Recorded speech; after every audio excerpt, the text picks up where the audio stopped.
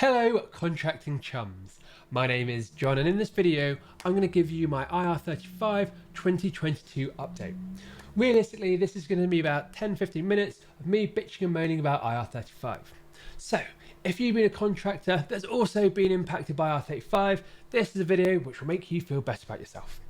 So specifically in this video I'm going to talk about some of the challenges that we all faced with IR35 during the pandemic.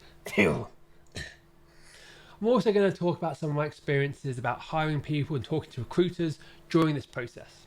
So I used to be a contractor, then I went permy, then I used to hire people. So I'm just going to talk about some of those experiences and how I see the outlook of contracting now, specifically around the IT industry. I'm also going to talk about how things like the Great Resignation has affected us, and according to CNN News last week, how the second wave of the Great Resignation is going to impact us. Apparently now, loads of people are getting buyer's remorse on their job swapping.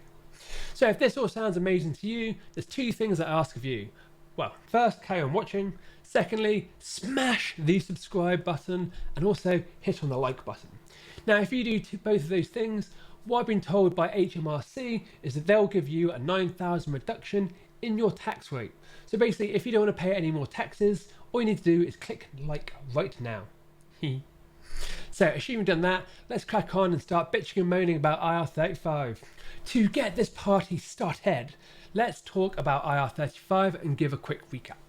So IR35 was a tax initiative introduced by HMRC basically around the same time that the pandemic kicked off.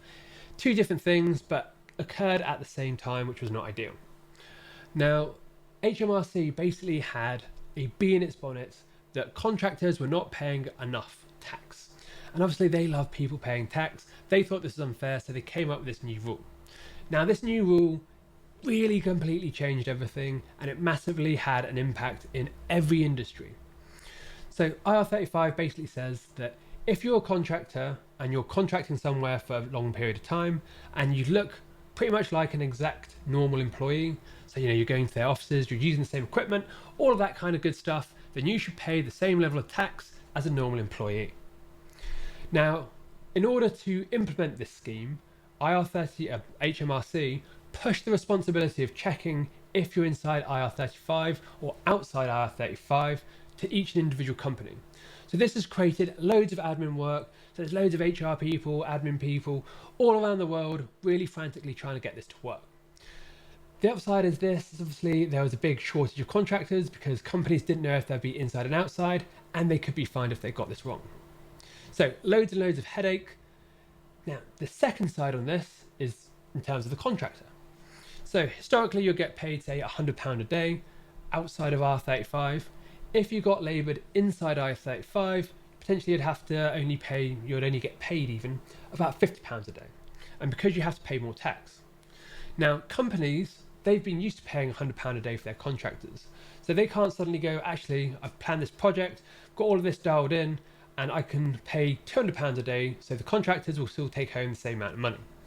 So companies go, actually, I can only pay £100 a day, which has then meant contractors do not get paid as much money.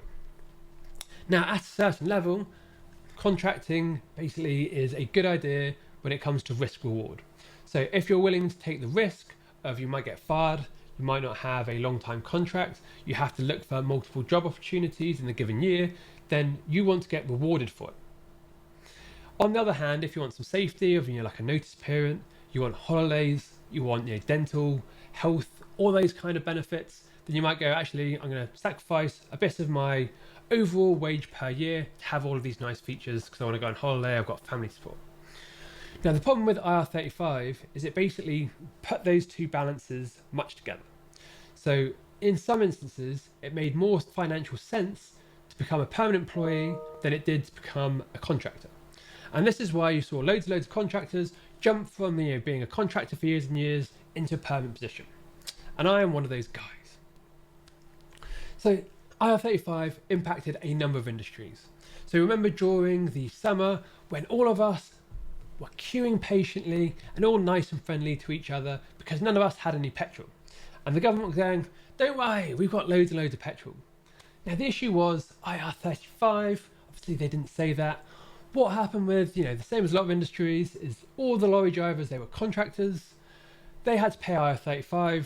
they started getting taxed heavily. They had to then either become permanent employees, and a lot of them just went, sod this, I don't want to do this anymore. So loads of lorry drivers just retired. Others, they weren't from England or native English people, so they went back to Europe. So this meant that we had a massive shortage within lorries, massive shortage in petrol, and then basically just chaos and pain. And this example isn't just related to obviously drivers, happened to a lot of different industries. There has been a number of research and studies done on the impact of IR35 to contractors and the wider job market. Now, strangely, when I was looking for a lot of this research, couldn't find anything by HMRC to prove that this scheme has actually been a success and they're now getting way more money in tax. Oddly, that's all missing. However, let's have a look at some of the stats reported by some of these surveys. So as you can see, we've got 400 respondents basically said that they've moved to permanent work because of IR35. So I would be one of those, I did that. 60% said that working inside IR35 was not financially viable, and yes, I can agree to that. The roles that I looked for when I was thinking about this, everything inside IR35 paid less money or the same as me getting a permanent job. So that's the reason why I got my permanent job. 75% of those people said, yeah, they would go back to contracting if IR35 was scrapped. So I'm happy in my current position. However, if I was not happy, I would definitely go back to contracting. Now, the last stat has to take with a pinch of salt, if I'm honest. 40% said they were out of work for 6 months or more.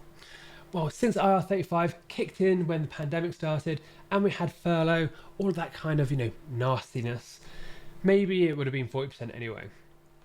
But one thing I can say is that, say, about a year into the pandemic, I was hiring for a number of contractors. So I hired, say, 30, 40 different, interviewed 30 or 40 different people, talked to about 10, 20 different recruiters about the state of things. And the feedback they said basically ties into this, where there's a number of people who hadn't been working for ages. And a lot of people actually struggled. And it's a bit unfair in a way, because if you think about it, all these people contracting, they didn't get made redundant. So this means that they weren't eligible for furlough by anyone. For a lot of people, if you have, say, more than 10 or 20 grand's worth of savings, also means that you can't sign on to the dole. So when the pandemic kicked off, loads of people were just in this really unfortunate situation because they've paid loads of tax over their lives. They've always contributed, they've always worked. However, because of this, they found themselves in a situation where IR35 kicked off, they couldn't get any work, they weren't eligible for any benefits from the government, so life was not very pleasant for them. IR35 has definitely made it all doomy and gloomy for us hard-working contractors, and it's screwed a lot of people over. So there's a lot of anger over it, and fairly. Now, I think the only silver lining in terms of the whole of this debacle is that it's given some contractors the ability to try new things out. I know that's definitely true from my perspective. So historically, I've been a developer, I've overseen development teams, and I've done that, for 10 years. So when I went from contracting to permanent, I actually took on a head of development role.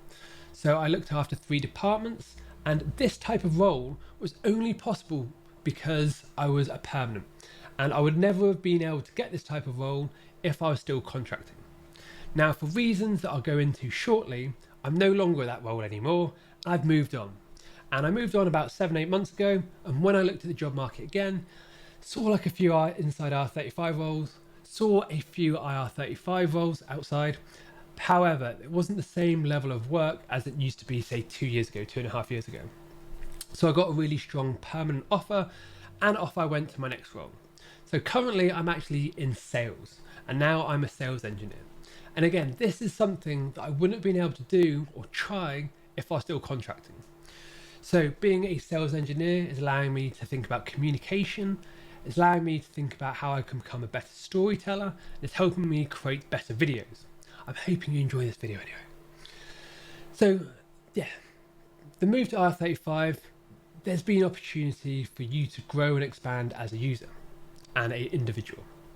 Now, the biggest issue around it is obviously we've also bumped into the great resignation, where not just contractors, permanent people, they've all had enough. They've been fed up with pandemic being stuck in. They hate all their employees. They're not feeling connected like they used to because we're all working from home with our pants on underneath.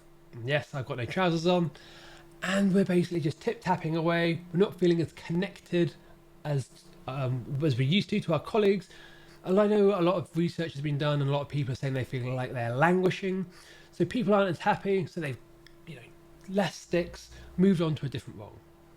Now, according to CNN, a lot of the people who've moved, and a lot of that happened, the first year of the pandemic, they're now regretting moving job roles. So people have went from one ship and now they're still equally unhappy in their new ship. So now there's a second wave of the Great Resignation where loads of people are now considering potentially going back to their existing role, or they're looking at a new role. So in terms of, you looking for new work, there's a definite market for employees at the moment. So there's loads of companies, they're really struggling to find people, and there's loads and loads of opportunities. Now, the IR35 market and the contracting market in terms of IT is a lot more stronger than it was a year ago. And I'm seeing a lot more phone calls coming through. There's a lot more job adverts coming through into my inbox. Now, I'm currently really happy with where I am and I'm not looking for anywhere else. However, I would consider maybe going into contracting into my next position, whenever that might be in the future, because things are starting to look a lot better. Sadly, IR35 is here, doesn't look like it's going away. There's no magic bullet which is suddenly going to make us earn lots of money. Now, one thing you could consider is obviously if you move to Dubai, you don't have to pay any tax whatsoever in Dubai, or it's like 9% tax. So if you can get yourself a contracting job in Dubai, you can get paid the same amount of money and you can earn more. And that is sadly one of the only alternatives. It is one that I'm considering myself, is that in the future, there is other countries where obviously there's a crying demand for IT. I can potentially work in another country, pay less tax, and it also means I can get sun in the winter. So the longer that IR35 goes on, I'm guessing other people are going to have these thoughts as well. And more work, I'd say, is probably going to get outsourced to third parties, different countries, and it's going to be a bit of a loss.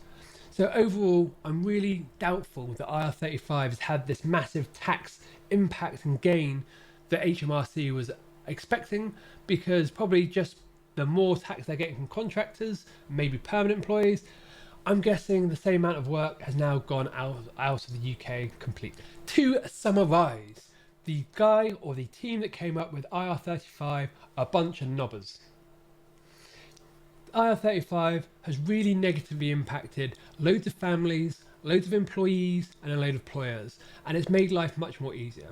And I'm personally really doubtful that the extra tax that we claim that we're paying is actually going to make a dent, because from my experience and some of the companies I've talked with, is that a lot of the work is now being outsourced to different countries.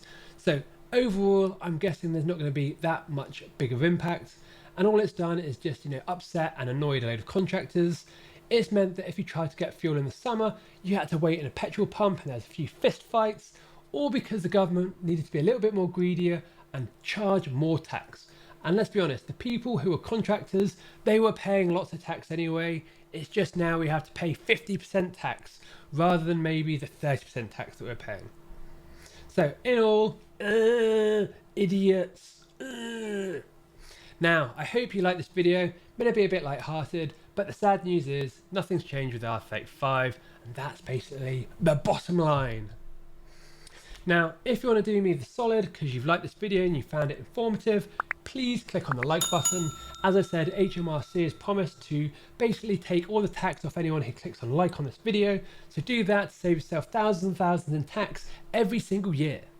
So assuming you're having a great time wherever you are in the world, until next time people, smash subscribe and happy coding.